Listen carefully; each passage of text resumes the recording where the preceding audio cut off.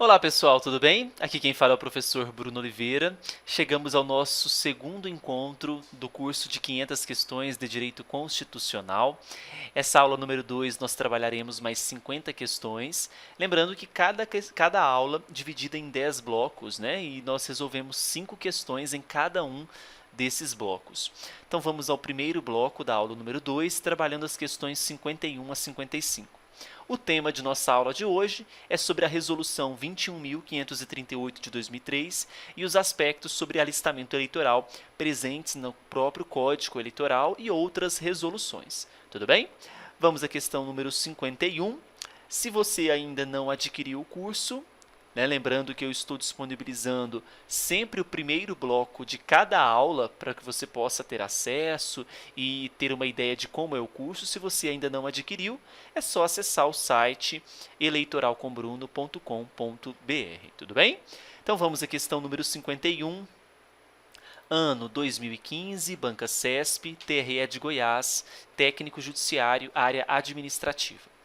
Julgue o item que se segue, referentes às leis número 9.504 de 97 e 9.096 de 95, bem como a resolução do TSE número 21.538 de 2003.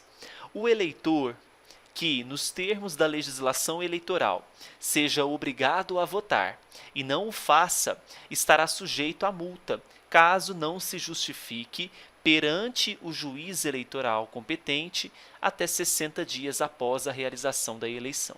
O que temos aqui é sobre a justificação de votação em uma eleição. Se você está no país e não votar perante uma eleição, você tem um prazo de até 60 dias para se justificar. Caso você esteja fora do país, você tem até 30 dias após o retorno ao país para se justificar. O prazo ele é contabilizado para cada eleição e cada turno é considerado uma eleição. Então, nessa questão 51, ela está correta porque está compatível com o artigo número 80 da Resolução 21.538 de 2003. Tudo bem? Questão 52, essa questão foi pegajosa, para não dizer outras palavras. CESP judiou cobrando uma questão com dispositivos revogados, mas ela foi muito clara quando cobrou no edital o Código Eleitoral e, segundo o mandamento da questão, pediu ainda de acordo com o Código Eleitoral. Essa questão 52 que nós vamos trabalhar foi cobrada em 2017 pela Banca CESP, TRE Tocantins, técnico judiciário, área administrativa. Vejamos, o Código Eleitoral prevê exceção ao alistamento eleitoral obrigatório no Brasil aos cidadãos. O Código Eleitoral que trata desses dispositivos é o artigo 6º. O artigo 6º ele tem dois incisos, o primeiro que fala do alistamento e o segundo que fala do voto. Quanto ao alistamento e o voto, a Constituição Federal de 88 uniformizou e hoje é bem mais tranquilo. Nós sabemos que tanto o alistamento quanto o voto é facultativo para os analfabetos, maiores de 16 e menores de 18 e os maiores de 70 anos. Já os maiores de 18 e menores de 70 é obrigatório e é vedado para os conscritos e estrangeiros. Só que o Código Eleitoral ele não é bem tranquilo assim. Na verdade, ele prevê lá no artigo 6º uma divisão entre o alistamento e o voto. O que é permitido para o alistamento, o que é permitido para o voto, o que não é permitido para o alistamento, o que não é permitido para o voto. Quanto ao alistamento, o Código prevê exceção, letra A, aos servidores públicos civis, letra B, aos enfermos, letra C, aos que se encontrem fora do país, letra D, aos maiores de 65 anos de idade, ou letra E, que sejam militares na reserva. Se você marcou a letra C, que se encontrem fora do país, está totalmente de acordo com o artigo 6º, inciso 1º do nosso Código Eleitoral, que é a Lei 4737 de 65. Tudo bem? Vamos à questão 53, cobrada em 2015 pelo TRE de Goiás. Julgue o item seguinte referentes ao alistamento eleitoral, ao cancelamento da inscrição eleitoral e exclusão do eleitor do Cadastro Nacional de Eleitores. Vamos lá. as únicas hipóteses, esse únicas para a banca CESP mata a questão, né?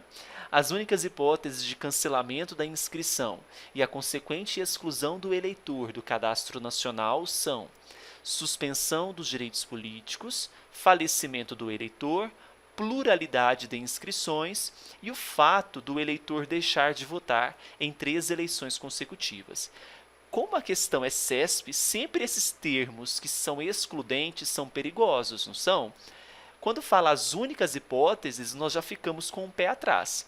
Na verdade, temos outras hipóteses, como, por exemplo, a perda dos direitos políticos também é uma hipótese de cancelamento de inscrição com possível exclusão do eleitor do Cadastro Nacional. Isso nós encontramos no artigo 71 do Código Eleitoral, tá bom? Então, são as únicas hipóteses? Falso, porque faltou aqui citar ainda a perda dos direitos políticos. Questão 54 foi cobrada em 2017, banca FCC, TRE do Paraná. Silvaneide está com sua inscrição eleitoral suspensa em virtude da suspensão dos seus direitos políticos por uma decisão transitada em julgado, enquanto que seu marido, Renato, está com sua inscrição eleitoral cancelada por ter perdido seus direitos políticos. Então vamos lá, Silvaneide teve os direitos políticos suspensos, enquanto Renato teve os direitos políticos perdidos. O casal resolveu mudar de estado a fim de conseguir melhores condições de vida.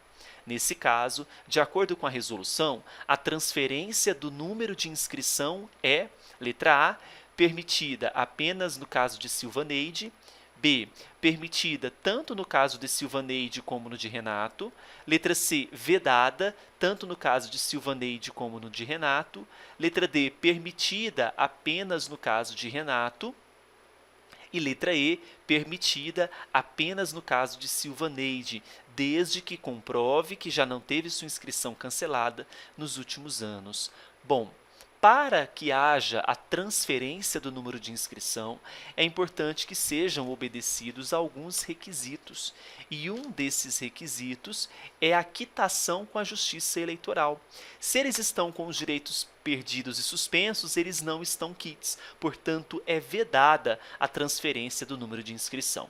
Ou seja, é vedada a transferência tanto para Silvaneide como Renato. Por isso que marcaremos na questão 54 a letra C. 55, 2015, TRE Goiás, também pede para que nós julguemos o item. Alistamento eleitoral é o ato jurídico pelo qual a pessoa natural adquire perante a Justiça Eleitoral capacidade eleitoral ativa e passa a integrar o corpo de eleitores de determinada zona e seção eleitoral. Olha, o alistamento eleitoral, ele não é um ato jurídico. Perdão, ele não é um procedimento jurídico. O alistamento eleitoral, ele é um procedimento administrativo, mas ele não deixa de ser um ato jurídico. Até porque quem é responsável pelo alistamento e transferência de eleitores, ou seja, pela inscrição, exclusão de eleitores, é o juiz eleitoral. Então, sim, é um ato jurídico. No entanto, trata-se de um procedimento administrativo. Só que isso não invalida a questão 55, tornando-a também uma assertiva correta. Então, questão 55, gabarito certo. Fechamos o primeiro bloco da aula 3. Espero que tenham gostado. Voltamos daqui a pouco com o bloco 2. Tchau, tchau.